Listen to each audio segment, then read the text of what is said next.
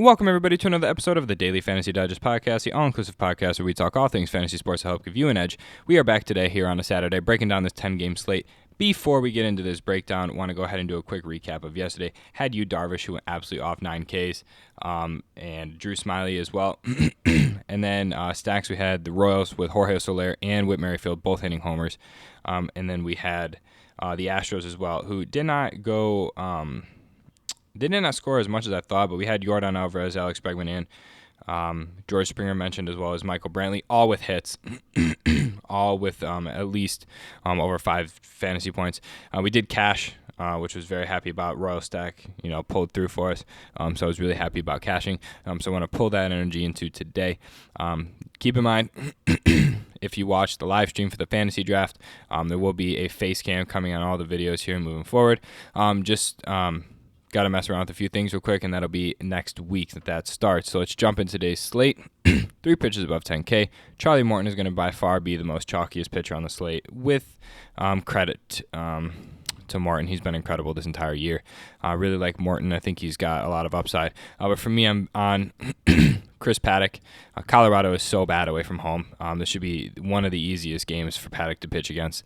They have been getting shelled. Their numbers at home are just so bad, it's not even funny. And then I want to round it back with Tanner Roark. I think going up against the White Sox give Roark a lot of ability here to really excel. He's pitched away in 80% of his games, or 90% of his games this year. He's had quite a great few outings. I'm only looking for 20 fantasy points out of him. I think we can get that here today. So with that being said, let's jump into the top stack that we have here today. I'm looking at the San Diego Padres attacking Chichi Gonzalez. I think this is a fantastic spot for a lot of players here.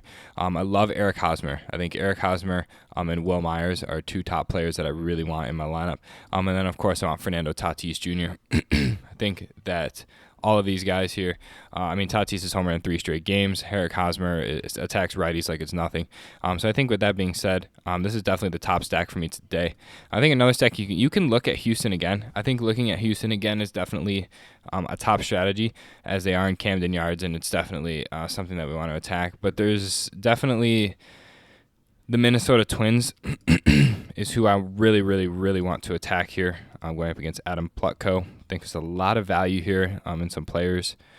If we dive down deep, if we go super deep, we can get a nice Marwin Gonzalez who hits switch that I really like in all formats all the time. I love him.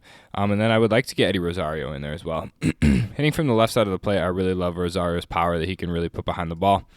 And then, as always, we will be going with my favorite man of all, Jeff Mathis, which really allows you some very open cap space.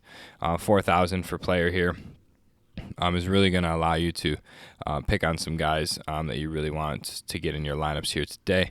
You can go outfielders and get some high tier outfielders in the 4Ks. You can even put somebody from Minnesota in there as well to complete a 3-stack, or you can get somebody from Houston like Jake Marisnick, somebody like that. But for the sake of this video, I'm going to leave the low price catcher in here because it's mandatory for this build with how many high price guys we have. So with that being said, this is what my lineup's going to look like as far as pitching. I think Chris Paddock's the top option here tomorrow, and I really like Tanner Roark as a value play. I love San Diego Padres as the top bat stack for me. Eric Hosmer, Fernando Tatis, and Will Myers. Don't mind Manny Machado, and I don't mind Hunter Renfroe either. Then as a secondary stack, really like the Minnesota Twins, Eddie Rosario, and Marwin Gonzalez. And just as second base, you can definitely put Luis Arraez in there. Don't mind that at all. So that leaves you with 4,100 for an outfielder, which should not be hard to find at all. That's plenty of money for an outfielder. You can definitely do Matt Chapman against Reynaldo Lopez, who just hammers. My fault. Wrong one. You can definitely do David Peralta against Maeda, and then you can probably attack with the Jason Hayward against Sonny Gray. Definitely don't mind Lorenzo Cain either. So with that being said, 3-stack from Minnesota, 3-stack from San Diego with Jeff Mathis, my favorite low-tier catcher. So with that being said, I'm going to make my dinger of the day call here tomorrow, who's going to be Fernando Tatis Jr.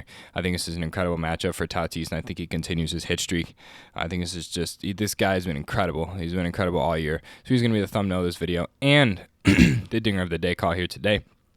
With that being said, hope everybody's won some money. Recently, we had a very, very good day yesterday with pitching. Yu Darvish with 9 Ks really just went against the chalk. He was sub 10% owned in all these contests, so I'm hoping Paddock and Rourke can provide that same upside. So that's what we're going to roll with tomorrow for pitching. Like I said, hitting San Diego, Minnesota. Dinger of the day call Fernando Tatis and low-tier catcher Jeff Mathis. Going to create this build. I think this is going to cash in all formats tomorrow. So with that being said, hope everybody enjoyed this video. Please smash the like button, hit the subscribe button. We've been seeing some incredible growth. Love it. Hope everybody tuned into the live stream at some point and watched the draft for the $500 fantasy football league. It's been incredible. It was a super fun time. So with that being said, stay tuned for more fantasy football content as well as continued MLB breakdowns every day. Hope everybody wins some money tomorrow and enjoys the rest of their weekend, and we'll see you on Sunday for another breakdown here on the Daily Fantasy Digest podcast.